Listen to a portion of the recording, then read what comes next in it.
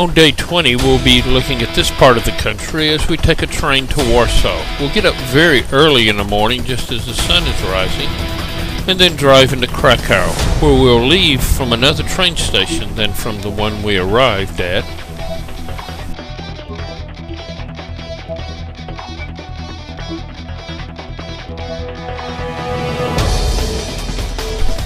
This is a typical small train station in all of Europe.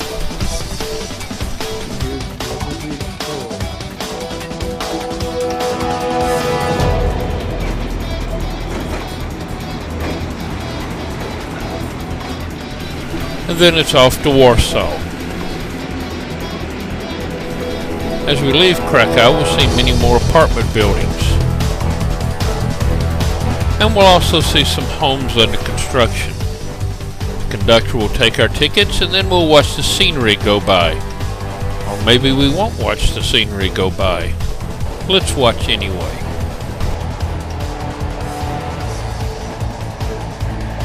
This seems to be mainly farmland that we're passing through.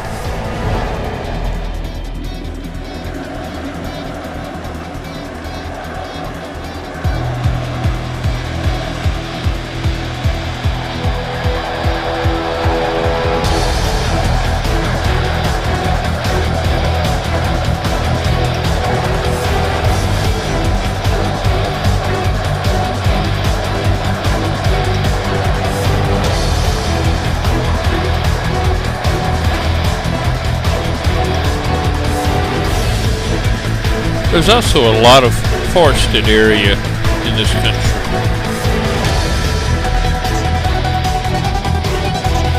We then arrive at the outskirts of Warsaw.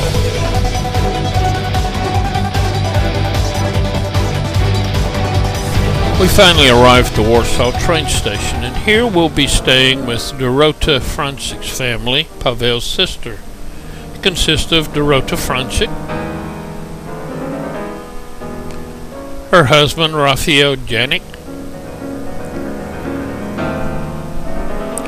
and their daughter Helena. Rafał will be picking us up at the train station, and Dorota and Helena will join us later as we look around the city.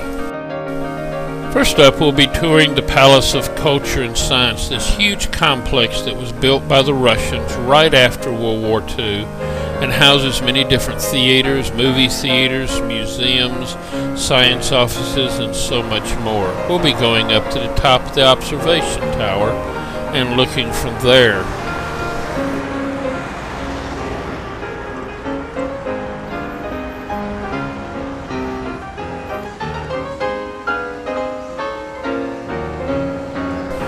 The hour marks the observation platform we'll be going up to.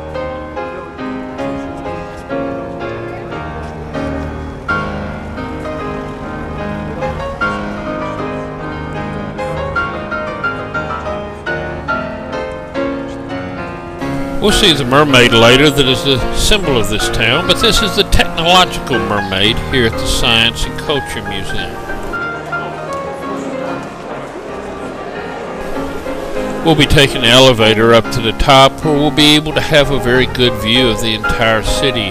As you can notice, Warsaw is a fairly modern city with its buildings. This town was mainly destroyed during World War II and rebuilt. And as you can see, it sprawls out forever. The arrow marks the area in which Dorota's apartment is, and we'll be going there later in the day. And the stadium to the right is where their soccer team plays. As said earlier, most of the city was destroyed during World War II, but there is an old town, they call it, that has been rebuilt to the specifications it was before World War II. We'll be visiting there later.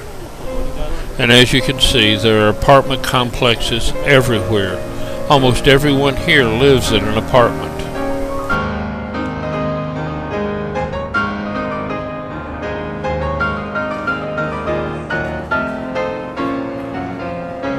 As we come down and start exploring, we see the line that marked the ghetto wall for the Jewish ghetto here in Warsaw. As with many of these apartment buildings, you notice there are offices and stores on the bottom level and people live above. We'll first be looking at Old Town. Although all of it has been reconstructed since World War II, this is the presidential palace here.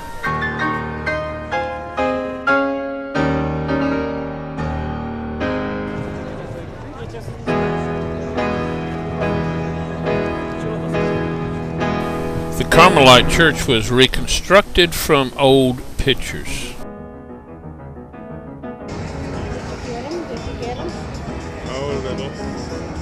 They're having a Student Day celebration in the center of the city.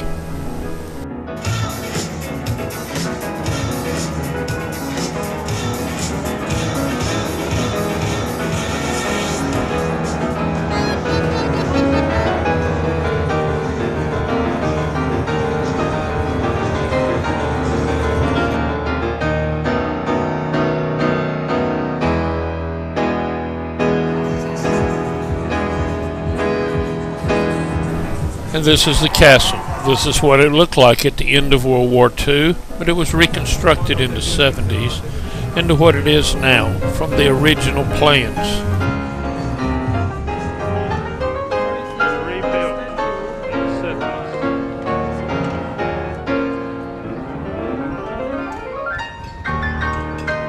Inside the courtyard of the castle.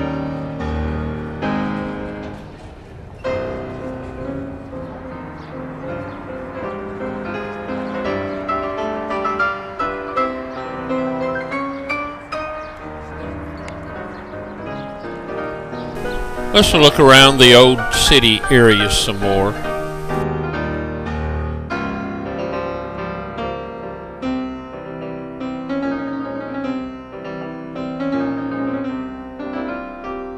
This is a sausage salesman, and notice he carries a lit gas grill around with him as he walks.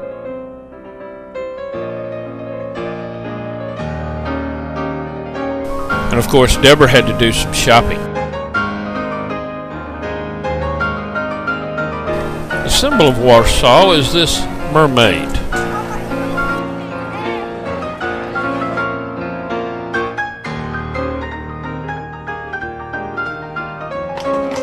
And now we arrive at the reconstructed city walls, and we're about to leave Old Town for the governmental complexes.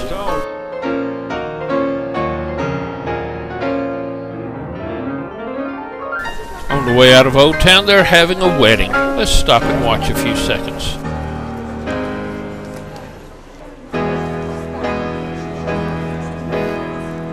The Vistula River is the same river that flows through Krakow, so we've seen it at the other end also.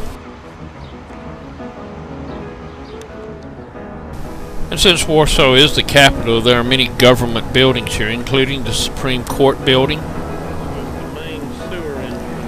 and also memorials. The entrance to the sewers is right beside the Uprising Memorial. For after all, that's where they hid and traveled as they fought against the Germans near the end of World War II, while the Russians sat across the Vistula River and watched them all get killed over a 3-week period of time before marching in and taking over.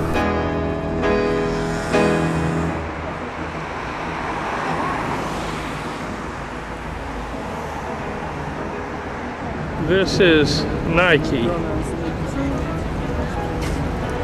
The traffic is rerouted under Old Town through a tunnel, so there's no traffic problem.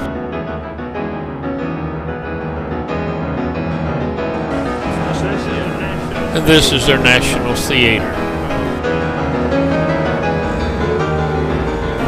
We'll be seeing their Parliament building tomorrow, but this round office building houses a dancing fountain inside. Let's sit a minute and watch.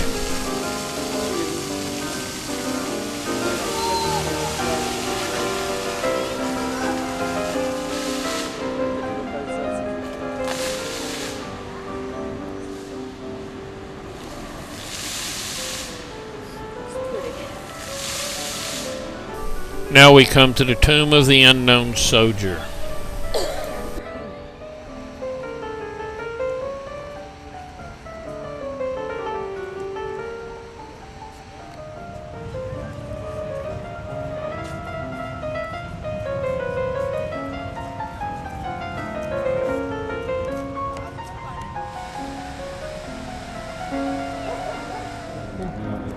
As we drive to Dorota's apartment, it looks like they're making a movie, a reenactment of the uprising at the end of World War II.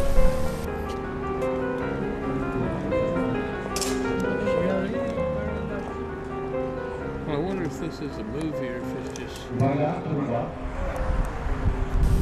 And then it's past row after row of apartment complexes, some still under construction.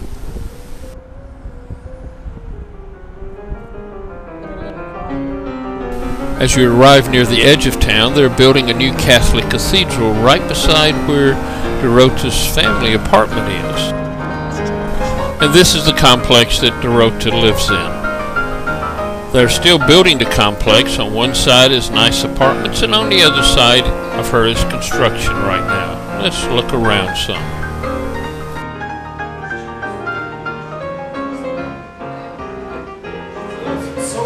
The evening entertainment will be provided by Helena. First, a dance demonstration,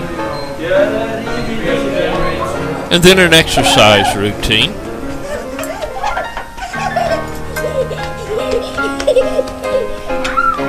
And then to cap off the evening, a marching band.